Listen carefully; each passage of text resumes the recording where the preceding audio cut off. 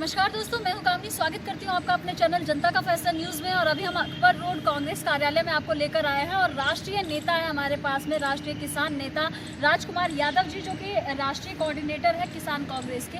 आइए इनसे बात करते हैं। देश में जो है बड़े ही मुद्दे पर किसान अपनी मांगों को लेकर जो है सिंधु बॉर्डर से लेकर गाजीपुर सहित विभिन्न क्षेत्रों पर अपना विरोध प्रदर्शन जो है किसान बिल के विरोध में प्रदर्शन कर रहे हैं। क्या कहना चाहेंगे?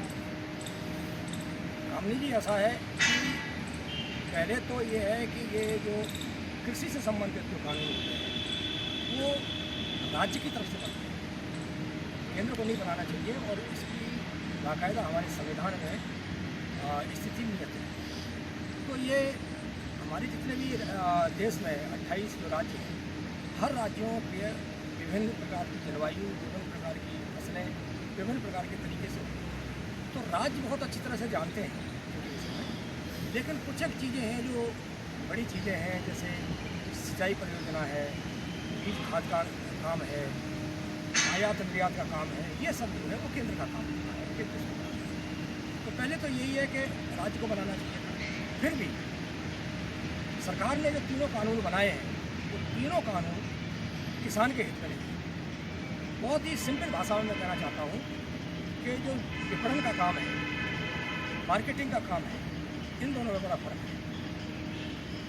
भंडारण का काम है, जो भंडारण की व्यवस्था की गई है, तो उनको कैसे पता लगा कि भाई ये भंडारण, ये जो पुराने जो हमारे कुछ कहना चाहिए इंडस्ट्रियलिस्ट हैं, काफ़ी पैसे वाले लोग हैं, वो उनको कैसे पता लग गया कि भाई ये कानून बनने जा रहा है। 2 साल पहले से ही जो है वो भंडारण की व्यवस्था कराई गई, वेयर हाउस बनाए गए, वेयर हाउस में करोड़ों रुपए खर्च करे गए, तो उनको कैसे पता था? राजकुमार जी, केंद्र का साफ तौर पर कहना है कि जो किसान जो बिल है वो उनके पास जो पहले अथॉरिटी थी वो सेम रहेगी उनको, लेकिन अब डायरेक्ट भी संपर्क करने की अनुमति आगे दी गई है।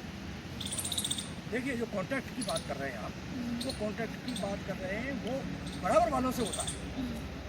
एक किसान जो है, एक मझोला किसान या लघु किसान है, जिसके पास में 10 से 20-30 बीघा ज़मीन है, वो करोड़ों के हिसाब से कैसे उनके साथ में कॉन्ट्रैक्ट कर पाएगा?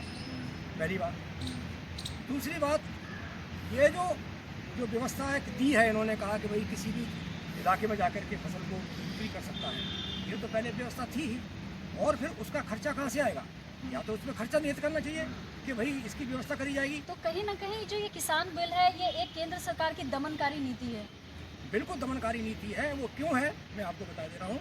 क्योंकि जो फसल को खरीदना है, वो फसल MSP के ऊपर नहीं खरीदी जाएगी। उसका कहीं भी प्रोविज़न नहीं दिया गया है कानूनों में। अगर वो लिखे हुए होते कि भाई किसान की फसल जो है वो MSP के द्वारा ही खरीदी जाएगी, MSP से कम नहीं खरीदी जाएगी, तो उससे कुछ थोड़ा बहुत फ़ायदा होता, उससे फ़ायदा होता, इसमें कोई शक नहीं है। लेकिन ये क्लॉज किसी भी तीनों जगहों में कहीं भी सरकार ने नहीं लिखा है। तो देखा आपने, ये थे हमारे साथ राजकुमार जी, जिन्होंने स्पष्ट तौर पर कहा कि ये जो वर्तमान में केंद्र सरकार के द्वारा जो ये दमनकारी जो नीति है किसान बिल, इसको जल्द से जल्द वापस लेना चाहिए। अगर केंद्र सरकार इस मुद्दे पर जो है तेज़ी से और अतिशीघ्र कार्यवाही नहीं करती है, तो बड़ी ही संख्या में कांग्रेसी नेता एवं जो जितने भी किसान यूनियन के जितने भी लोग हैं, वो भरपूर और इस जो प्रदर्शन को विकराल रूप में प्रदर्शित करेंगे, ऐसा भी इन्होंने यहाँ पर कहा। साथ ही साथ अगर राजकुमार यादव जी की बात करें तो ये किसान के बड़े ही अति प्रिय नेताओं में से माने जाते हैं। अति प्रिय नेताओं में से इनकी बात, किसानों की बात को बड़े ही बढ़ चढ़कर जो है राष्ट्रीय लेवल पर पेश करते हैं। राष्ट्र की एकता, अखंडता, एकजुटता, समरसता को बनाए रखने में इनका जो है एक अहम योगदान है। हमेशा गरीब, शोषित, वंचित वर्ग से परे हटकर राष्ट्र की एकता, अखंडता, एकजुटता, समरसता को बनाए रखने के लिए ये कार्य करते हैं। तो यहाँ पर दिल्ली कांग्रेस अकबर रोड से कामनी झा और जनता का फैसला news channel, camera person Reena Singh के साथ। Thank you so much.